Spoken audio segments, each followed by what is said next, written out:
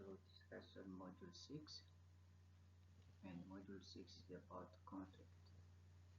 It's true that where people are living together, there is always friction.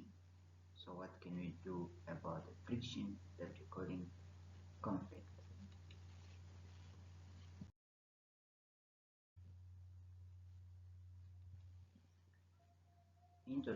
Introduction.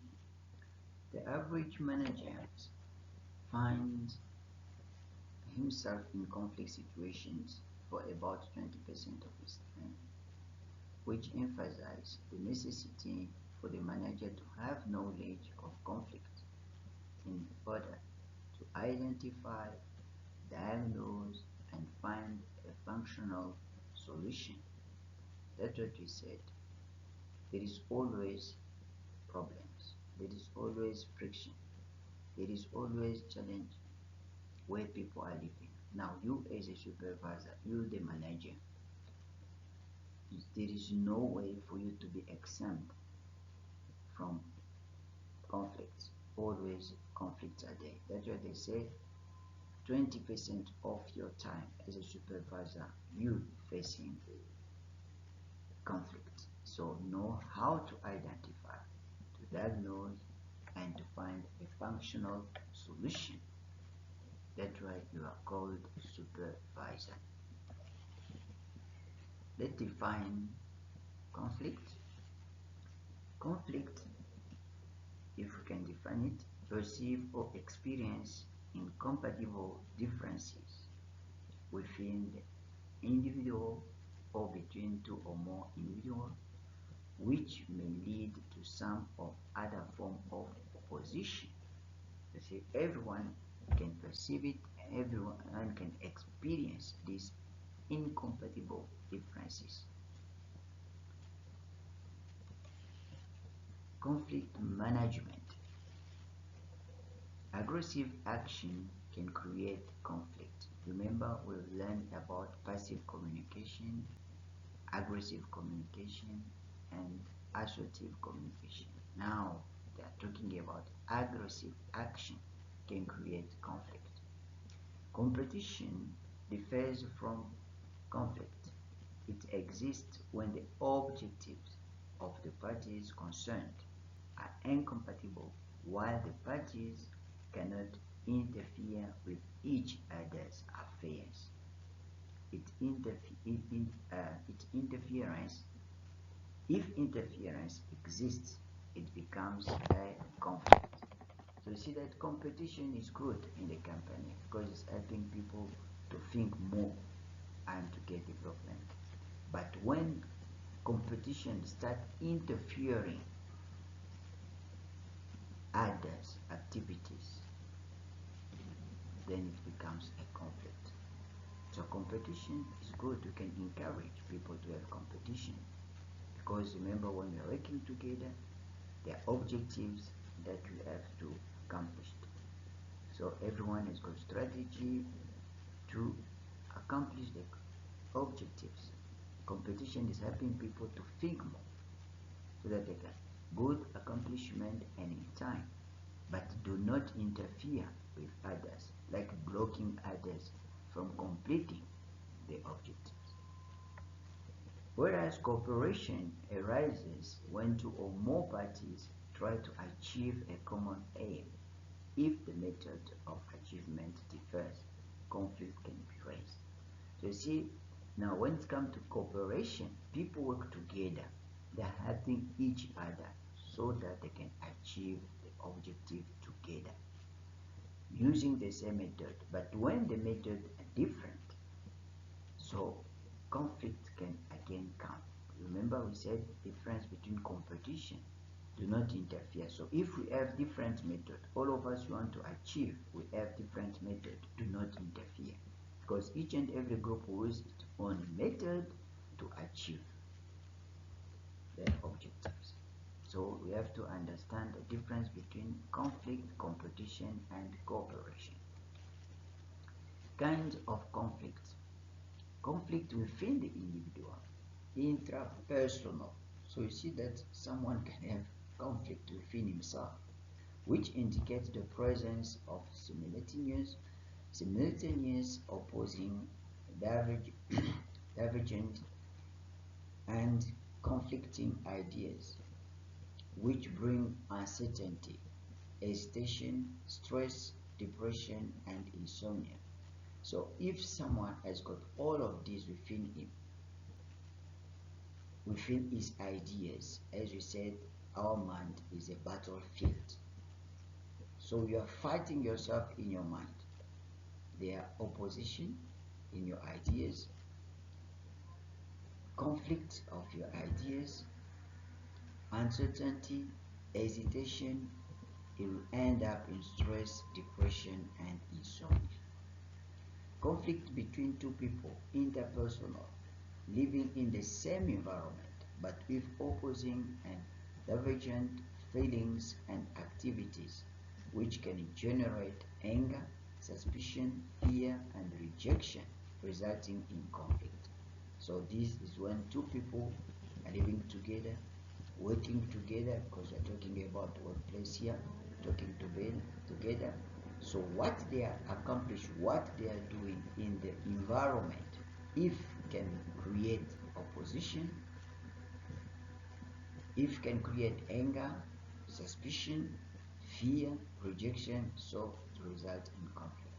Conflict between the individual and the group, which can be related to an individual dealing with pressure to achieve what is recommended within the group. Now, when people are working together in a group, like our cases, most of us, we are working in a group with a supervisor, or you a supervisor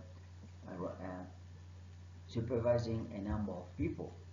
So conflict can also be generated by the way people are working. If others find themselves under pressure, so can create conflict. Enterprise conflict between individuals and groups, when there is divergence of ideas, each group tries to stand by its own opinion, rejecting that of others. This we said it already. Do not interfere. But when now in the group we have different opinions, so we start rejecting one opinion, one idea. So this friction can end up being create a conflict. Conflict between different enterprises is found in the free market system, in the development of new product technology and lower prices. So this is, you can see, we can call it competition, but also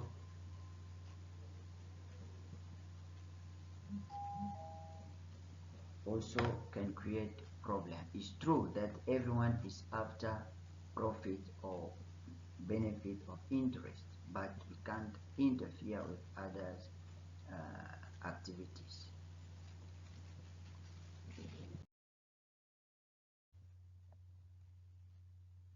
Different views of enterprise conflict. The traditional view believes in a negative way that conflict equals hostility, destruction, irrationality, and aggression, which lead to malfunctioning. So this we said is a traditional view. Then if all of us, this is the way we think, that when there is conflict, will end up being distracted, people will be destroyed, we have aggression and malfunctioning. This is the thinking of everyone. But now we are learning about conflict in science. Let's understand according to the science. That's why we say traditional view. Traditional view, it was before you reach the science. You learn conflict based on the science, based on the supervisory management. The behavioral approach views conflict as something natural, unavoidable, and part of human behavior, which even has the potential of contributing positively to performance. You see, now in terms of behavioral approach, after studying, they find that conflict can really contribute positively to performance. So we can't always keep the traditional view. The interactive approach, this is another approach. Interactive approach believes that conflict has positive effect and is absolutely essential for effective performance. The encouragement and benefit of conflict lead to self-criticism, creativity, and development of decision-making skills. So you see, with interactive approach, when people have got this friction that we call conflict, it can help them to have self-criticism, to become creative, and to develop even decision-making skills. So we can't avoid conflict.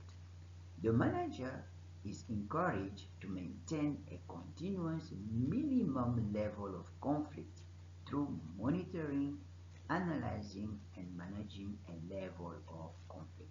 So we can't always keep the traditional view because the behavioral approach, interactive approach, is telling us that conflict also is positive. Let's see in this diagram, we have horizontally we have level of conflict, vertically we have productivity, innovation. So you see that conflict can create productivity and innovation, because when they say when we have low level of conflict and low productivity and interaction, we have dysfunctional, too little conflict behaviors, overly compliant, bind acceptance, non-assertive. Now, when we have middle way, you see, then we have 50% level of conflict, above 50% of productivity and innovation. We have functional appropriate level of conflict behaviors, assertive cooperation, sharing opinions, exploring possibilities. So it means if there is conflict and the manager knows how to cope with this conflict, it can be benefit for the company. Now, if the level of conflict is too high, then that is a disaster. Again, is dysfunctional, too much conflict behaviors, disregard for others, aggression, continual rule breaking, so this must be avoided. Functional and dysfunctional conflict. Functional conflict is constructive because it increases effectiveness, whereas dysfunctional conflict is destructive because it prevents goal achievement. That you say, as a manager, you must be able to define the level of conflict in your environment. The manager should rely on his own judgment to differentiate dysfunctional and functional conflict, as we've seen in the diagram. Functional, which is good for the company, but dysfunctional, which is not good. A high level of performance, maximum aim achievement, is related to an average but optimal level of conflict. We've discussed about that. When conflict is too low, dysfunctional conflict, enterprise performance may come to a naught. When the conflict level is too high, again dysfunctional conflict, gaps and division may also threaten the enterprise's chances of survival because the opportunities for destructive interpersonal relations increase.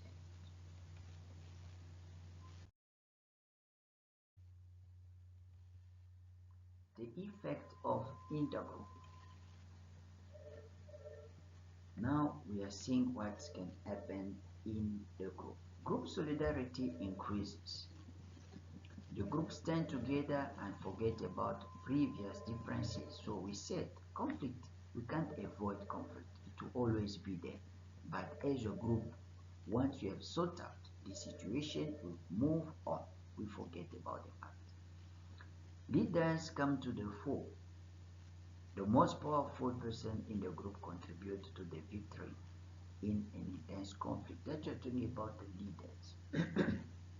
Leaders are people who can influence others. Leaders are people with good level of decision making, good level of problem solving. So conflict is a problem.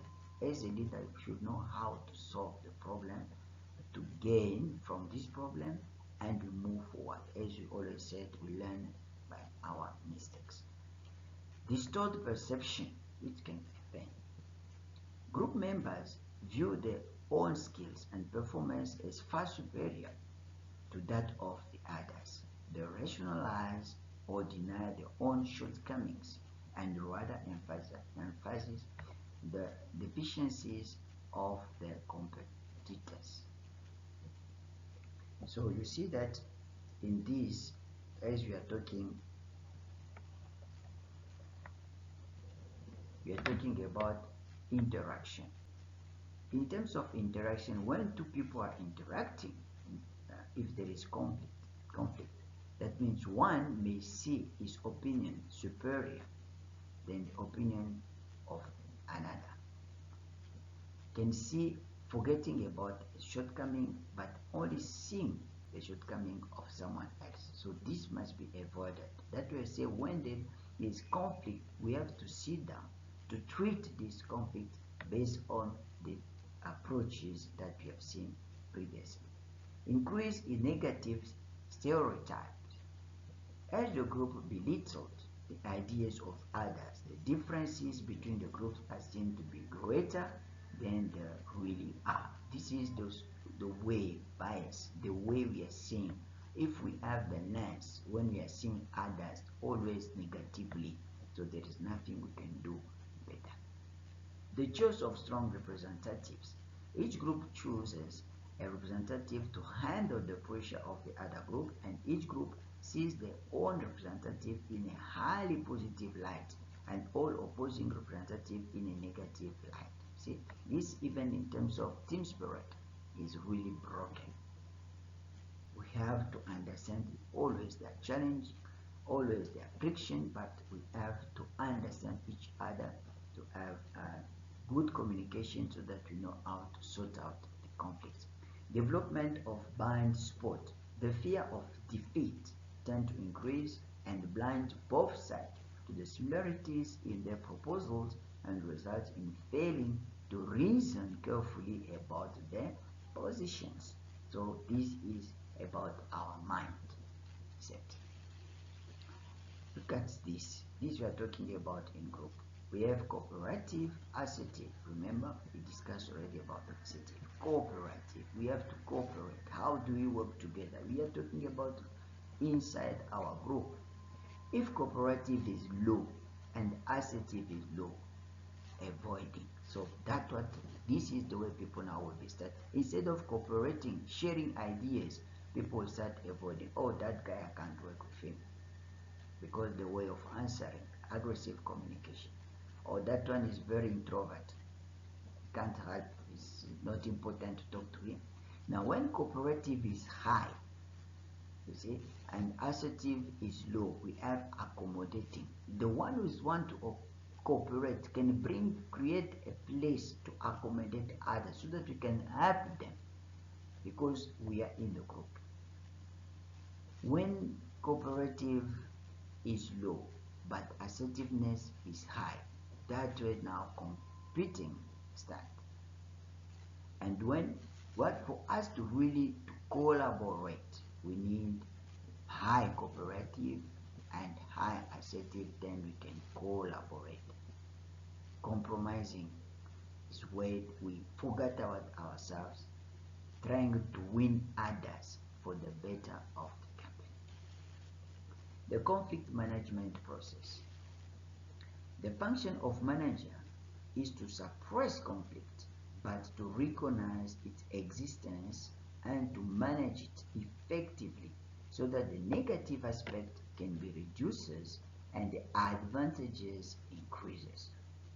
Such management behavior can even include the stimulation of conflicting situations where its absence or suppression will lead to the inhibition of enterprise, effectiveness, creativity, and renewal. So also in a group without conflict, we are reducing the progress of the group, because for people to be creative, for people to have innovation, for people to be effective, sometimes we need conflict.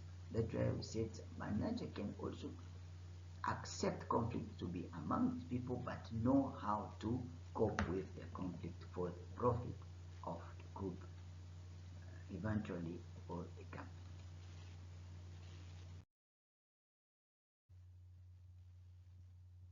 Causes of conflict. Aim incompatibility. You see, people and departments within an enterprise do not always strive for the same objectives. Structural relations and interdependency. Strong potential conflicts are created by the format enterprise structure, which is horizontal and vertical differentiations and authority hierarchy, rules, regulation, and procedures. So this is about the structural relations and interdependence, which can create also conflict. Scarcity of resources. Resources are not always available in number in the enterprise, and every manager wants to obtain the largest share for himself. Individual differences. People differ in respect of their socio-economic background, values, attitude, expectation, personalities, and perception, and because of there is usually little respect among people for differences, conflict potential is increased. So you see that just individual differences also is cause of conflict. Communication. It is one of the factors which lead to conflict between people, particularly because it's a method of human contact. So these are the causes of conflict. Conflict solving method. So how can you solve a conflict? Problem solving or confrontational attempt to solve a problem by a face-to-face confrontation between two fighting parties. Then when there is a friction, we have to confront to solve the situation. You can't run away from it or to pretend like there is no conflict. The formulation of common objectives has a strong conflict solving potential because dependency on each other in the sense of cooperation is thereby stimulated. The increase of scarce resources, although it is sometimes difficult to accomplish, is an effective method because to bring people together. The avoidance of conflict, smoothing over differences or settling differences. This is the good one. A compromise is reached when the manager wants to solve conflict by taking a mediatory position between two or more extremes. Power of forcing. Formal authoritarian actions and strict orders can be used to settle a conflict. As a manager, you have responsibility or authority. Structural change in the enterprise in the form of transfers, replacement, promotions, allocation of individual responsibilities, and implementation of grievance procedures. So these are the methods that you can use as a supervisor to solve conflict.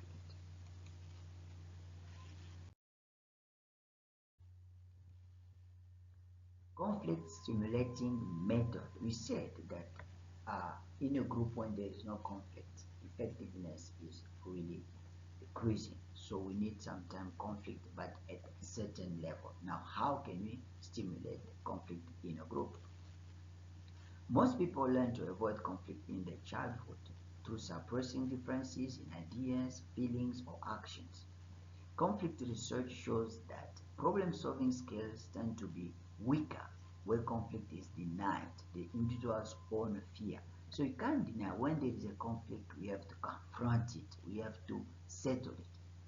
The individual becomes defensive for fear of being rejected by the society. This is passive communication. The individual's own fears should be recognized and talked about to overcome its resistance. That we say we have to talk about. The manager plays an extreme role in suggestions for the stimulation, encouragement, and control of conflict.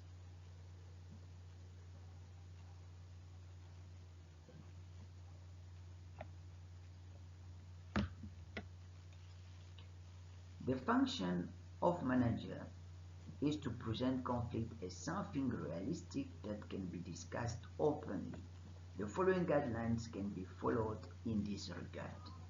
Include outsiders where whose background, attitude, values, and management style differ noticeably from the dominating norm in the conflict management program. You see, it can stimulate by bringing people, different people, rotating people, roster. Go against communication rules by excluding individuals or groups from normal communication or adding and regrouping new persons, groups in the information network. Replan and reorganize the enterprise, work team, section, department with new members and responsibility so that the level of uncertainty increases in order to improve cooperation, a relaxed atmosphere, and open conflict. This is the method to stimulate conflict. Encourage productive competition in the form of bonuses, increases for outstanding performance, and other incentive systems. Choose managers according to the situation and the characteristics of the group so that meaningful conflict can come about. So these are the way we can, if you want to create conflict in a group.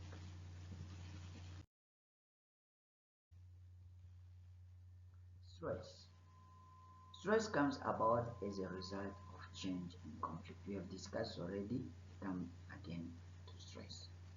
Stress refers to an energy sapping, negative, emotional experience that is consciously or unconsciously interpreted as a threat and that leads to a response aimed at ending the experience. Stress can be created by overloading, which can be qualitative, created by lack of skills or ability, or quantitative, where the individual has more to do. Underloading occurs when the individual has too little to do and the boredom and lack of challenge lead to tension. So this we have discussed already about stress. The symptoms of stress can be the following depending on individual differences. In the enterprise, effective planning and productivity decreases, while overtime work, careless mistakes, injuries, illness, and absenteeism increase. On the physical level, the individual can suffer from back pain, coronary problems, or cancer, or die at an early age. Psychological stress can be manifested in negativity, fatigue, irritation, memory problems, and interpersonal problems.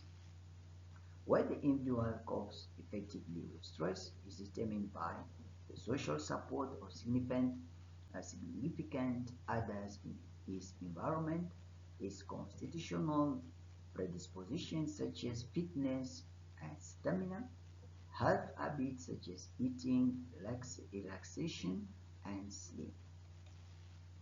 Ways in which the individual can control his stress are to analyze the problem, accept responsibility, delegate tasks, set priorities and objectives, do physical exercise, separate private and work life, talk about his stress. So this was just a repetition of what we discussed about stress. Managing creativity. Creativity is imagination or as the prediction of a new idea, an active, stimulating increasing growth process toward an unknown or unique output, performance, or creation in times of a challenge or crisis. So we always need creativity in a company. Now, how can we manage creativity? Creativity is increasingly regarded as an important factor in the production activities of the enterprise. If creative is managed, functionality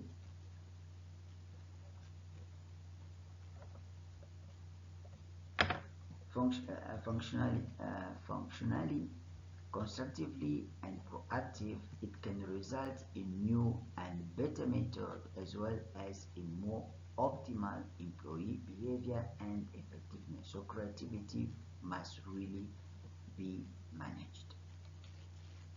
Creativity is the result of a synthesis,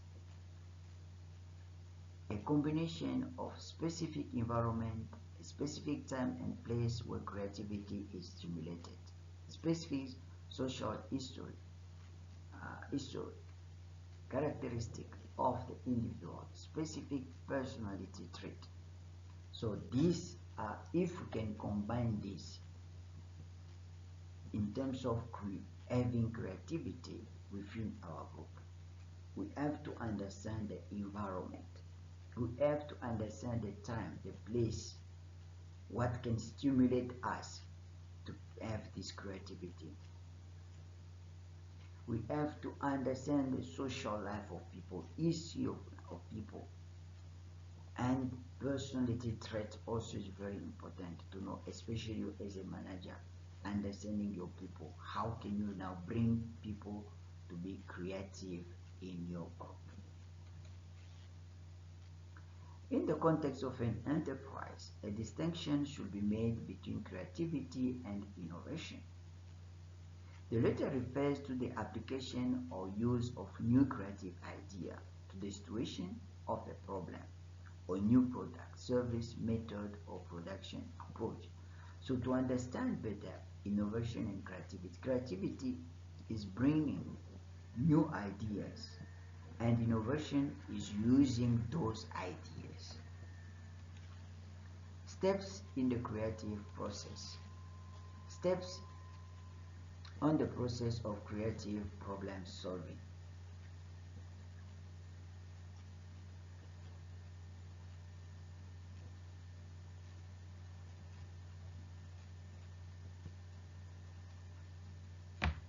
Awareness. The individual becomes sensitive to the dissatisfaction which leads to motivation. So you see, for us to be creative, we must first be aware in the situation we are facing dissatisfaction of a certain need. Then we have to create ways to satisfy this need. Involvement. The individual decides to involve in the process of the problem. So we can't run away of challenge. We have to break through. Stating of the problem, you have to be able to say what is all about. The problem should be described in hypothetical form. Information about the problem is gathered to make the unknown known. Development and germination. The individual brood over the problem at a subconscious level. Insight. The subconscious mind brings solution to the conscious mind. So it means we are thinking, even though we are still doing some other activities, but we still think about the activity where we are dissatisfied until we find a way out. Testing and evaluating of information. The individual reasons out the solution that has been obtained and its possible application. When we find the solution, so we have to test the solution. Implementation of the solution. The idea should be tested in practice to determine whether it really offers the solution to the original problem.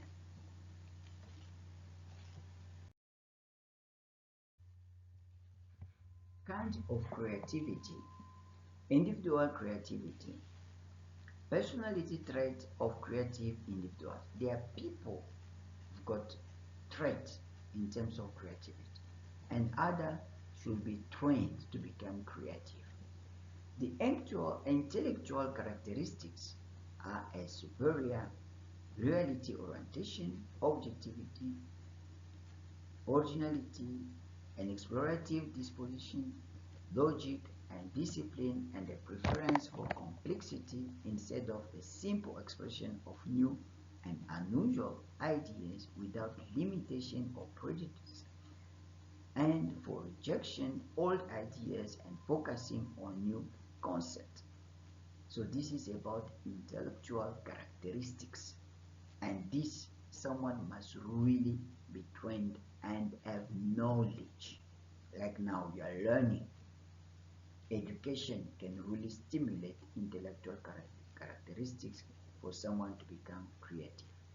The emotion characteristics are constant introspection, discovery of feeling, emotional openness, honesty, independence, freedom, self-knowledge, self-acceptance, the ability to integrate the past, present, future meaningfully. This is about the emotion characteristics.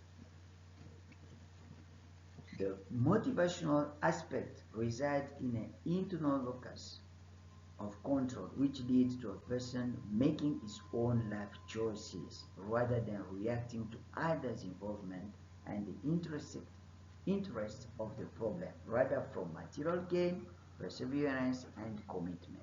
So you see that these are the characteristics, the traits that you can see for people who are really creative.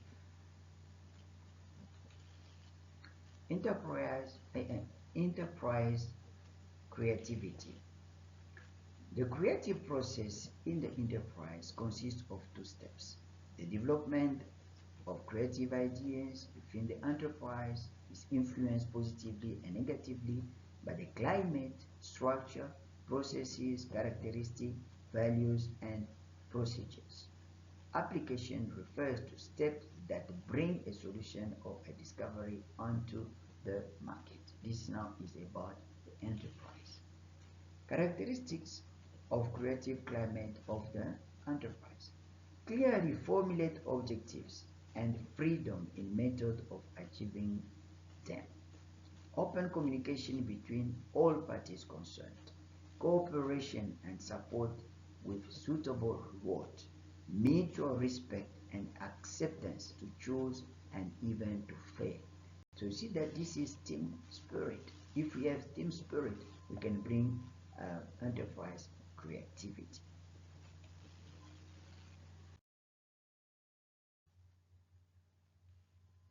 Method of stimulating individual or group creativity. The stimulation of individual creativity occurs best in a therapeutic personal discussion between the individual and a psychologist. Psychologists are very important people that can help our workers to have the creative characteristics or behavior. In order to be successful, your group structure, function, process, style, norms should have the following characteristics.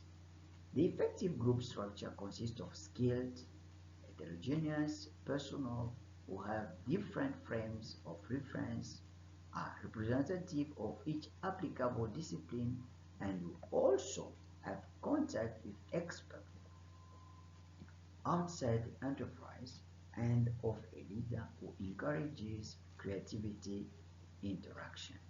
The group function is to investigate all ideas, no matter how intuitive they are, of how they are expressed.